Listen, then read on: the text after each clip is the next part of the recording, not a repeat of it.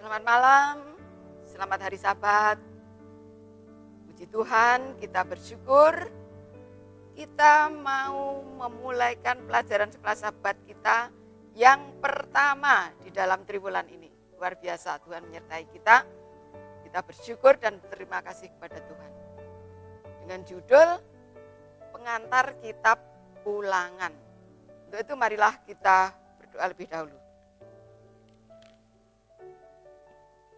Maha besar Allah Bapa kami dalam surga, Allah yang kami sembah, kami puji dan kami muliakan. Allah yang maha kasih, Bapa puji syukur terima kasih kehadirat-Mu. Kau masih peliharakan kami sampai saat ini. Kami masih mempunyai satu kesempatan untuk berbakti, memuji, memuliakan nama Tuhan. Mempelajari firman Tuhan melalui pelajaran sekolah Sabat. Untuk itu Tuhan biarlah Roh-Mu yang suci saja yang boleh menolong kami untuk membawakan pelajaran ini, agar kami semua boleh mengerti dan boleh menerapkan dalam kehidupan kami sehari-hari. Terima kasih Tuhan, kami serahkan acara ini dari awal pertengahan hingga akhirnya. Semua ini mohon Tuhan memberkatinya. Mohon ampun atas kekurangan kelemahan kami. Semua ini kami mohon dalam nama Yesus, Tuhan dan Juru Selamat kami. Amin. Baik, sekali lagi kita mengucapkan syukur kepada Tuhan atas apa yang telah dilakukan bagi kita semua. Pelajaran kita pada pelajaran pertama ini berjudul Pengantar Kitab Ulangan. Kitab Ulangan adalah kitab kelima dari Pentatuk atau Taurat Musa yang berisi kata-kata pesan dan perpisahan Musa dengan bangsa Israel, karena Musa tahu bahwa dia tidak bisa bersama-sama mereka lagi dan akan menghadapi kematian.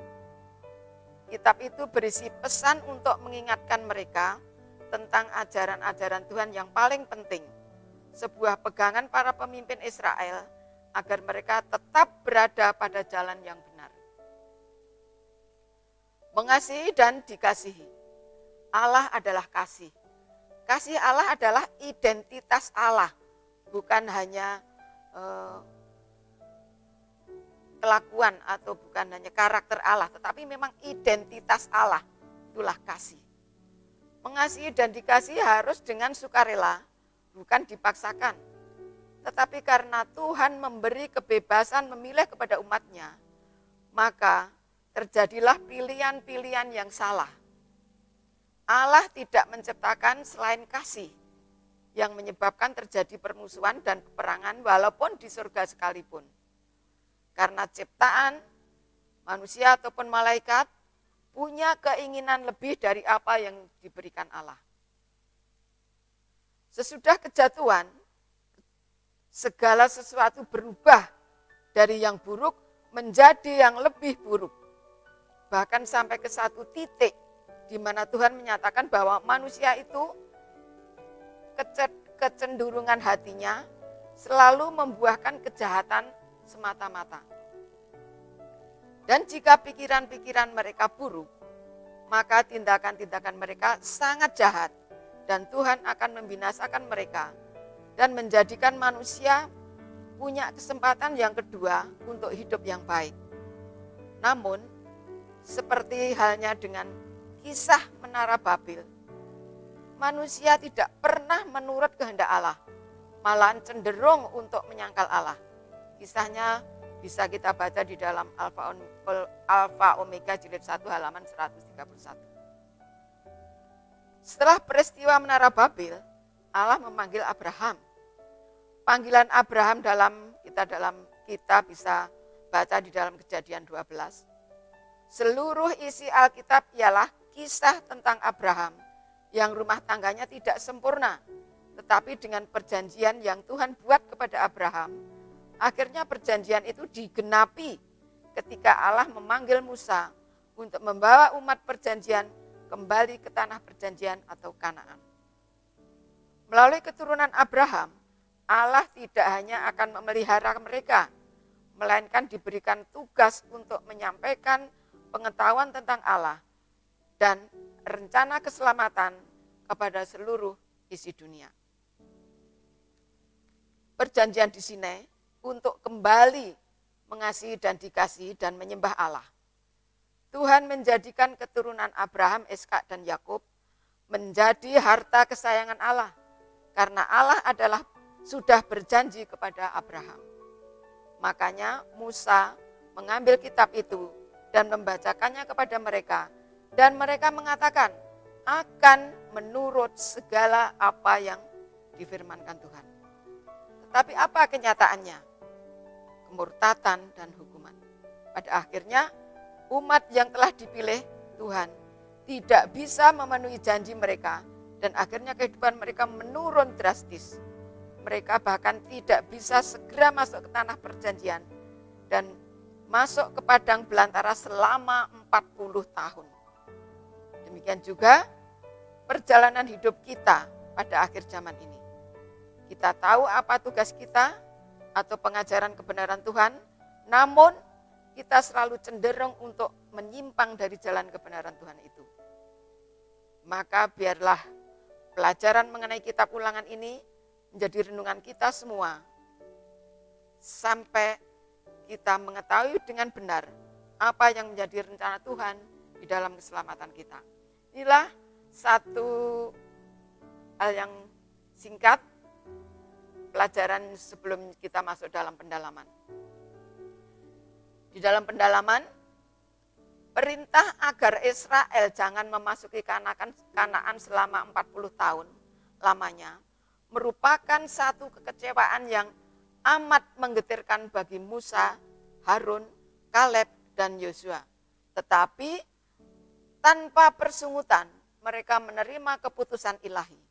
Tetapi mereka yang telah bersungut-sungut atas perlakuan Allah terhadap mereka dan menyatakan bahwa mereka ingin kembali ke Mesir, menangis dan meratap pada waktu berkat-berkat yang telah mereka tidak abaikan, itu ditarik dari mereka.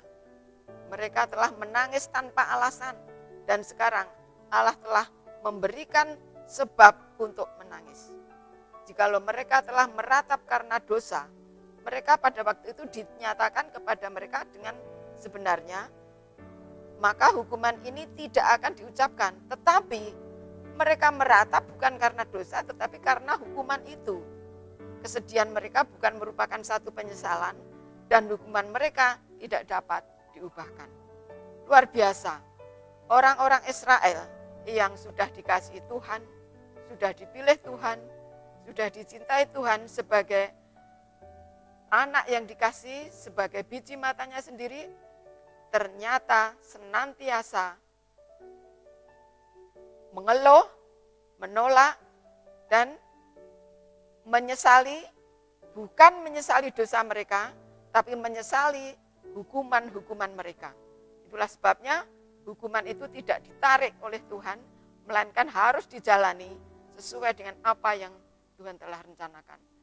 Satu kisah yang sangat menyedihkan pada saat itu, namun melalui Yosua, Allah tetap memenuhi janjinya. Umat-umat Israel masuk Kanaan dengan selamat karena hanya pemenuhan janji Tuhan kepada Abraham. Satu sejarah umat Israel boleh menjadi contoh di dalam kehidupan kita umat Tuhan pada akhir zaman ini. Biarlah kita, jangan sampai kita yang merasa sudah dipilih Tuhan, kita menolak Tuhan, kita mengeluh, kita susah, kita menyesali, mengeluh atas kekecewaan kita, hukuman kita, bukan mengeluh karena penyimpangan kita, karena dosa-dosa kita, karena kesalahan-kesalahan kita.